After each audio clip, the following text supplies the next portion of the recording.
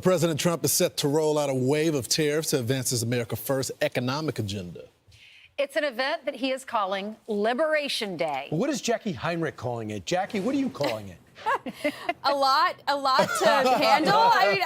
It is. I'm trying to wrap my head around what's coming. We don't have all the details right now, and so we're really awaiting, just like everybody else, the full news on what this will look like. But the White House has said it's already seen evidence that this strategy is going to work, including from billions of dollars of private investment coming back into the country. They're telling anyone that's been spooked by what they've seen with the jitteriness in the stock market that this policy is ultimately going to return production to America, generate more American jobs, and also more tax revenue.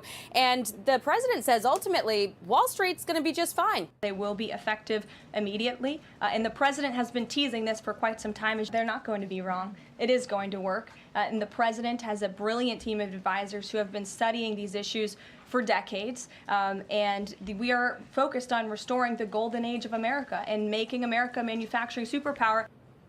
There are several unknowns, including how the White House plans to structure this. The White House trade advisor, Peter Navarro, said on Fox News Sunday the tariffs could raise $600 billion annually, which some took to imply an average rate of 20%. According to some reports, the president has considered a flat 20% as a way to generate more revenue to offset the tax cuts he hopes to push through Congress. But Moody's chief economist said yesterday a 20% universal tariff would be a worst-case scenario combined with full retaliation from other countries on U.S. goods. Moody's claiming its simulation with those inputs would wipe out 5.5 million jobs, raise unemployment to 7%, and drop GDP by 1.7%. But the president's allies say it is not going to come to that. You have to trust the president's instincts on the economy, okay? And why?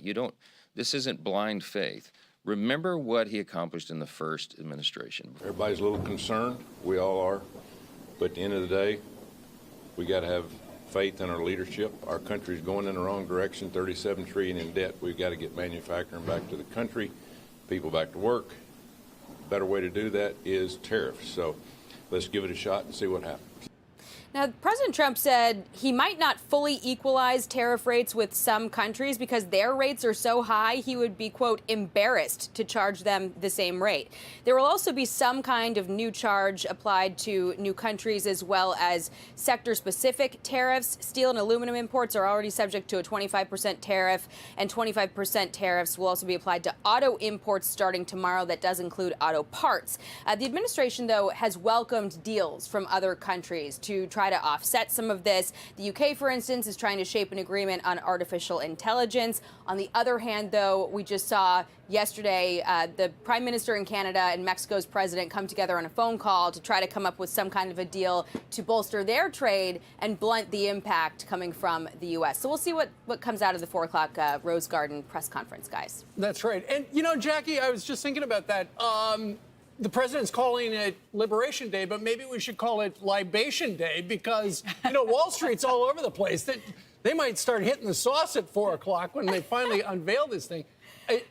Maybe even sooner. Yeah, that's right. I was reading this morning that apparently, according to the Wall Street Journal, some people in the business community and on Wall Street are still banking on the idea that the White House might actually pull back on the tariffs if something bad happens to the economy. And I know Goldman Sachs is predicting now with the tariffs, there's a 35% chance of a recession. That has been put out there. I think also the impact of a recession on other countries would be more difficult. For instance, with Canada, it will be harder for them to pull out of a recession, which is a big concern for them. But to your earlier point, we have seen the president's willingness to either delay some of these tariffs when he gets a reaction from companies that would be impacted by them, or when he gets outreach from other countries, willingness to come together on some of these trade agreements and sort of reshuffle the groundwork of what it is we're sort of building off of. So we haven't heard a lot of proposals from the rest of the world on what exactly it is that they're trying to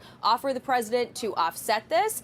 He might get into some of those details today. But I think the real issue that Wall Street is looking at is just the uncertainty here because we don't know so much. And if he decides to put in place a universal tariff, whether it's a 20% or something less, and what that means versus taking sort of a piecemeal approach and dealing with individual countries, that will have different kinds of impacts on the economy. And that's the reason that investors are worried, guys. Okay. Thank you so much, Jackie. It's all about Libation Day. Trump just doesn't want to be taken advantage of, and he says, not on my watch. If everything's got to be equal, this is reciprocal. And this is going to be great news coming down at 4 o'clock for your interview tomorrow. You're talking to J.D. Vance in Washington. Yeah, tomorrow we'll be doing the show. You guys will be on the couch. I'll be at the White House. And we're going to ask the vice president about this. He's been a great messenger for the president. And I think this is where the Republican Party and the populists kind of start to split apart. And this is how you got that Democratic coalition that's to the Republican side. All those union workers, they support this. Right. This is their jobs. Yeah, what Ro Khanna was saying that it really helped his district with the steel tariffs last time. Now there's going to be all imports on steel, 25%, aluminum, 25%. Auto imports expected to start today, too. They expect reciprocal tariffs just on the money. If nobody changes what they're doing and what they're taxing us, $600 billion. But Moody's comes out, and they said that an escalation of the trade war could wipe out and lift unemployment to 7%, and GDP could drop 1.7%. That's if people don't come off it. And Moody's is not for it, but the tariffs will apply. It will bring a lot of money in on just the tariff goods. And let's see, the ultimate goal is to bring. Well, Brian, that is the dream. Keep in mind, this is a gigantic experiment like we've never seen before. You know, on paper, it looks great to the president and his team, who are talking about it would be great to bring jobs back to the United States. But keep in mind. People have got to come over here and build factories, and that takes years. And there's a lot of uncertainty on Wall Street and also in the business community about, okay, this new round of 1 year, 5 years, 10 years, they've got to be able to plan. And that's why the stock market has been all over the place. Well, the reciprocal tariffs can end today if they just remove them off our country as well. I'm Steve Doocy. I'm Brian Kilmeade. And I'm Ainsley Earhart. And click here to subscribe to the Fox News YouTube page to catch our hottest interviews and most compelling analysis.